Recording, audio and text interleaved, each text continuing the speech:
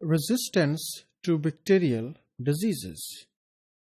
We have focused different type of diseases in plants that have been caused by different type of microbial pathogens, and bacteria also cause different type of diseases in plants. And here again I can quote the example of plant diseases like the blights. And bacterial blights, they are the common diseases caused by bacterial pathogens. तो blights में क्या होता है कि जब bacterial infection होती है तो इसमें येलो टू ग्रीन जो है वो स्पॉट्स बन जाते हैं, जो कि सम टाइम वाटर फिल्ड होते हैं या सोकी होते हैं, और with the passage of time उनका साइज जो है वो इंक्रीज करता रहता है, या स्ट्राइप्स बन जाते हैं प्लांट के लीव्स के ऊपर, और आहिस्ता आहिस्ता ये पूरे पत्ते पे फैलता जाता है और उससे पूरे का पूरा पत्ता जो है वो डेड हो जाता है.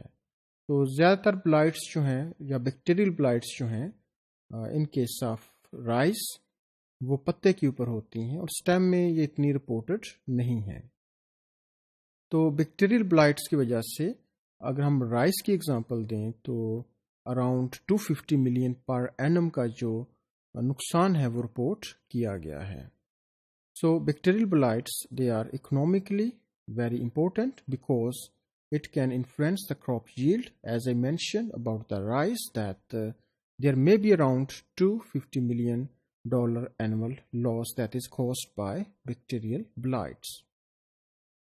Now, what strategy one can take to control bacterial blights?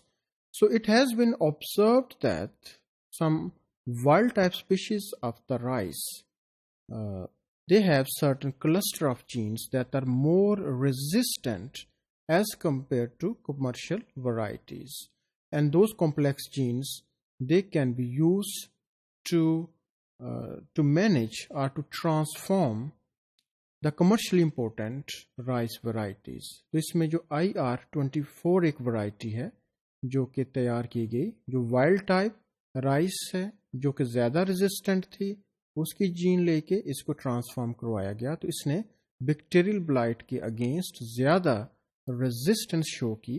And such varieties they have been used in different countries of the Asia like Philippines या इंडिया में जो modified varieties हैं राइस की उनको यूज़ किया गया, that are more resistant to bacterial blights. And later on it was observed that one of the gene which is called as now XA21, it is mainly responsible to show resistance against bacterial blights.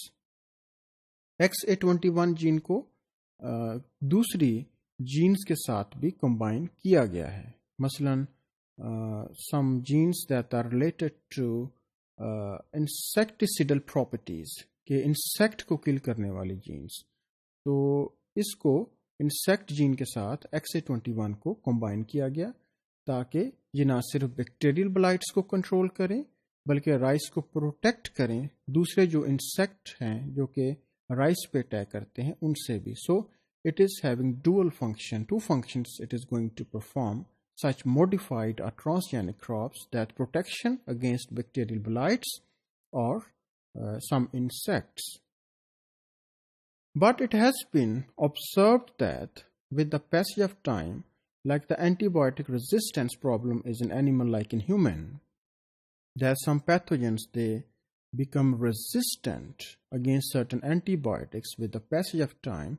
So same problem it may have you can observe in plant as well, that some pathogens, they also develop resistance even against transgenic crops.